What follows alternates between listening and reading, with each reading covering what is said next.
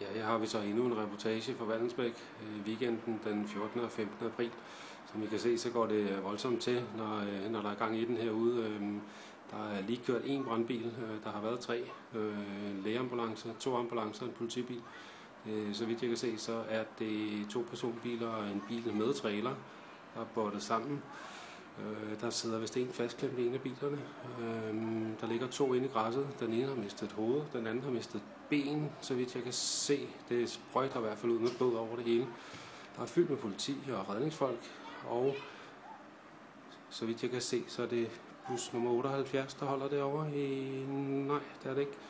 Men det har i hvert fald vakt en masse interesse i området. Krydset er helt fyldt med biler, både på den ene og den anden led. De kommer fra nær og fjern, og helt ned fra Køge, tror jeg nærmest, de er kommet.